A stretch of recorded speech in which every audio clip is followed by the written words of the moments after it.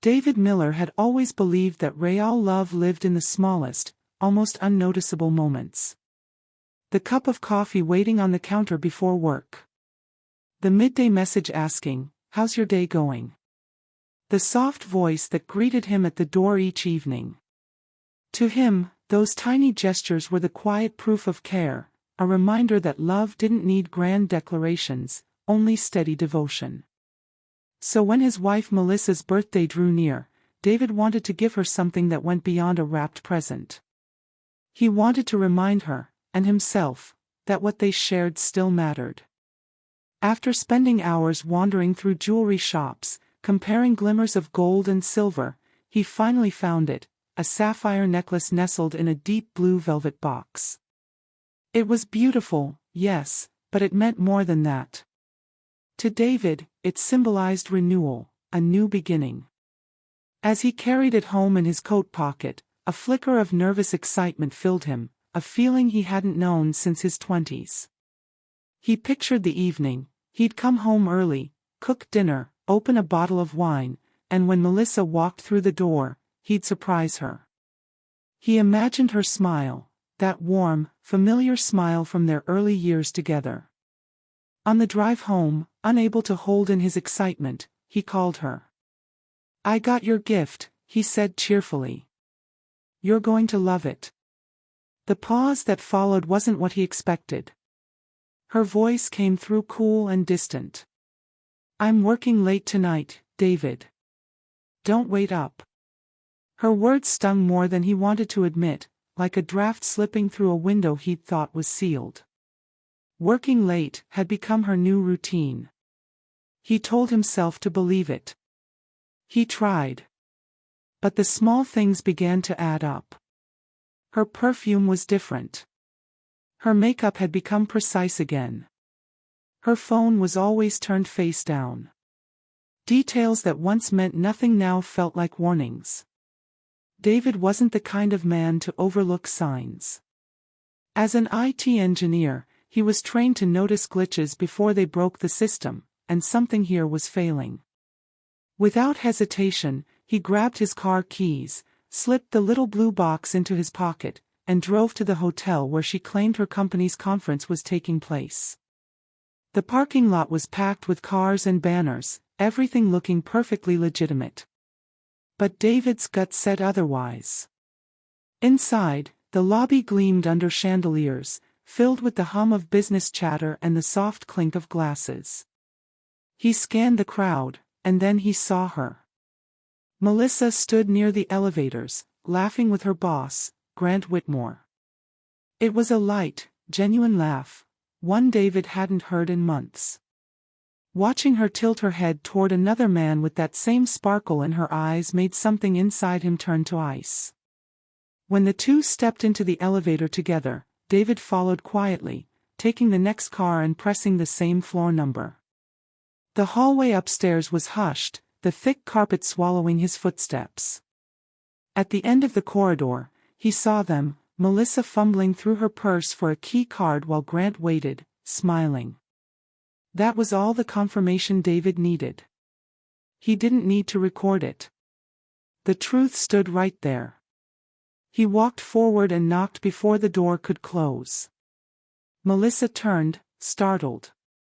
Her face went pale when she saw him holding the blue box. "Happy early birthday," he said softly. "You told me you were working late. Looks like you've already clocked in." Silence stretched between them. Grant shifted uncomfortably as Melissa stammered, "David, wait. It's not what it looks like." David gave a faint, wounded smile. "Then tell me, what kind of project needs a hotel room and candlelight?" Grant tried to step in. "Mr. Miller, there's no need to cause a scene." "Oh, I'm not making one," David replied.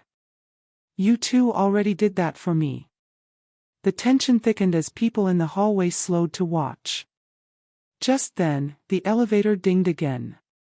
A woman stepped out, elegant and composed, holding an envelope. "Grant," she called out, "you left your wallet downstairs." Her words stopped when she saw them. The silence that followed was sharp and heavy. Grant's wife didn't need anyone to explain. The picture was clear. "So this is your late-night meeting," she said bitterly. "Very professional." Melissa's voice broke. "Please, it's not what you think." David cut her off quietly. "Don't bother. I already know what I think. I think I loved someone who stopped loving me back." He opened the velvet box, revealing the sapphire necklace.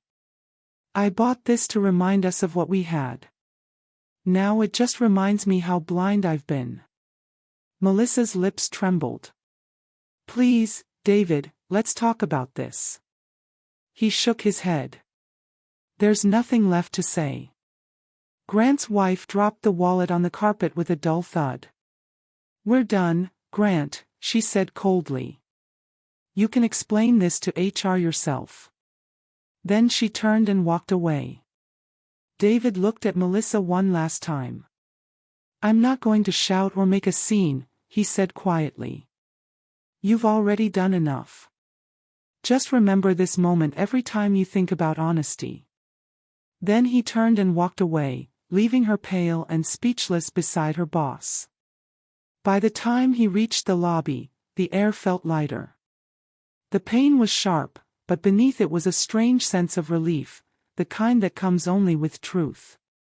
He sat in his car for a long time, breathing deeply, staring at the necklace box on the seat beside him. The gift meant for love had turned into a symbol of closure. That night, he didn't go home.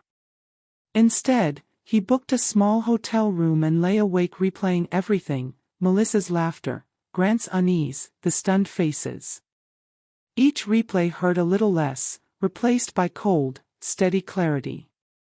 The next morning, when Melissa finally called, her voice trembled. "David, please. We can fix this. It was a mistake."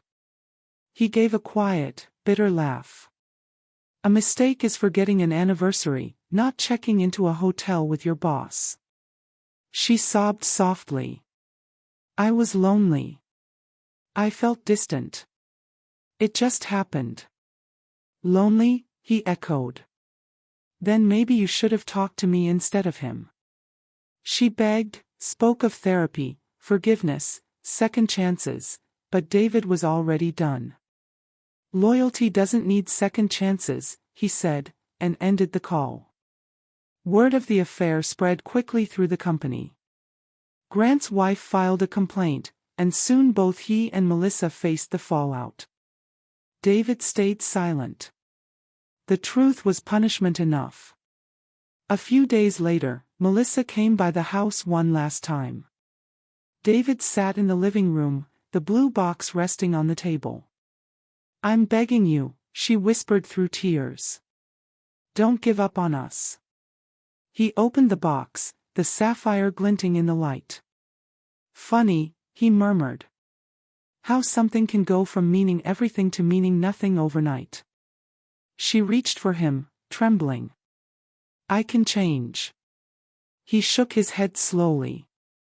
"I was faithful every day, without ever needing a second chance."